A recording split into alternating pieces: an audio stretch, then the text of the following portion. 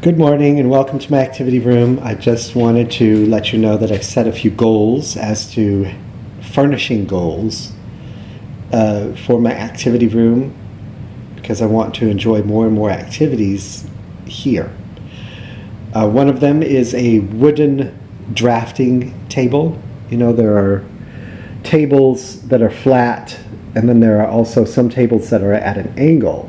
Drafting tables are at an angle, but I also want a wooden drafting table that is an adjustable height, so I can lower the height of the drafting table so I could sit on the bench and write, using my drafting instruments on the drafting table while sitting at the bench. I also wanted an adjustable height so I could raise it and sit with a higher chair.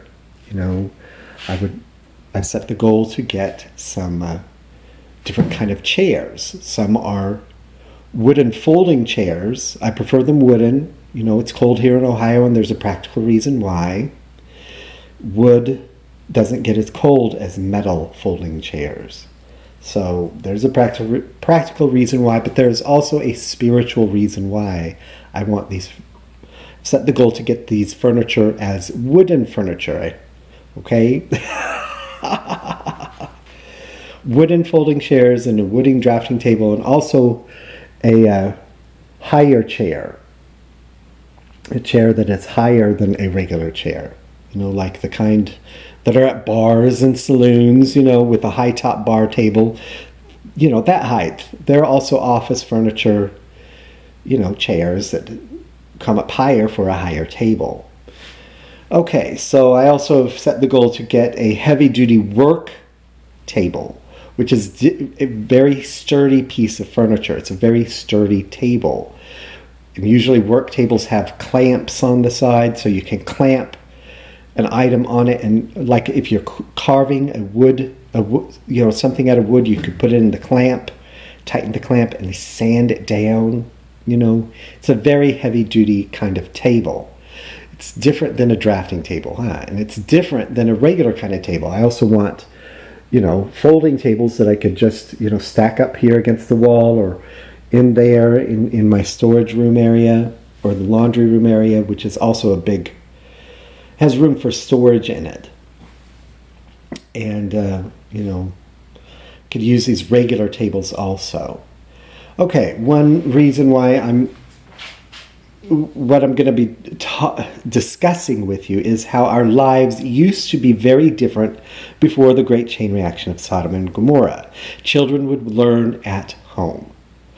In fact, it was very possible for you to learn everything you needed to learn in order to survive in everyday life at home, We like listening to this vernacularity. It is possible for you to learn everything you need to know right here. I could sound like a parent who's implying to their children that you don't need to go to school at all elsewhere. You could just stay right here at home. In fact, I could be an abusive parent who requires you to only learn here at home and nowhere else. Okay. So we're going to naturally be talking about Sodom and Gomorrah and the great chain reaction of Sodom and Gomorrah, and how during the wars, we got to a stage where a great, awful, miserable chain reaction did happen. Parents would take their children out into the front yard and persecute them, beat them up, just even give them a bloody death.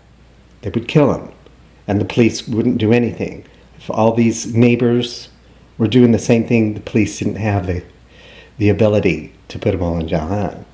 Okay, so we were killed, and we've had several resurrections. Life resumed. We have been deadlocked this way. Okay, so because of the great chain reaction of Sodom and Gomorrah, we needed to adjust our lives. We needed to make it so kids went to school from 8 o'clock to 3 o'clock every day, except for the weekend. But life did not used to be like that before this flux in time. Our home on Ridge Street.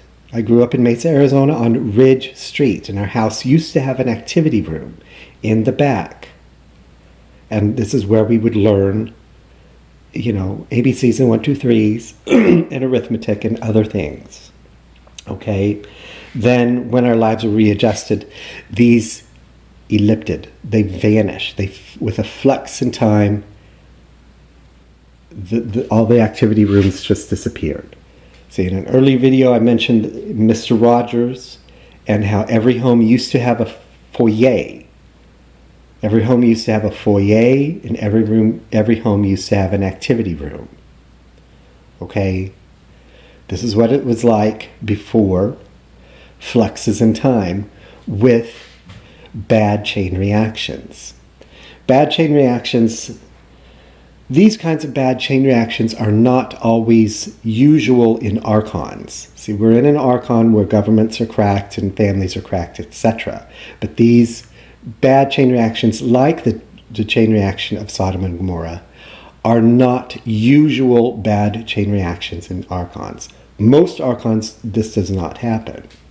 However, some archons have these very, very bad chain reactions amidst other chain reactions that are usual. See, there are bad chain reactions that are usual in archons, and then there's bad chain reactions that are very unusual. This bad chain reaction was very unusual because it has such a nature. Later, the bad parents suffer even more from their own children. It has such a nature where the population groups come back and bite them. They do, and follow them constantly. And because there's a need to. Doing such a thing is ludicrous. It is crazy. Okay? But that's what we were locked into, because that's what they did. Okay. However, before this great chain reaction of Sodom and Gomorrah, there were a few other very bad, unusual bad chain reactions. There were also great bad chain reactions. Okay? So, part of this opportunity here, having a home with an activity room that does reflect something that I myself achieved. I did achieve a lock that was needed so that this house will have an activity room. This is very true. And I can explain how. But I'm using this opportunity to kind of explain some things that have happened in the past, and setting goals to get these various different kinds of furniture for activity. My activity room is going to be a part of walking through the past and kind of explaining on video what happened. Okay? All right, so on to my next video.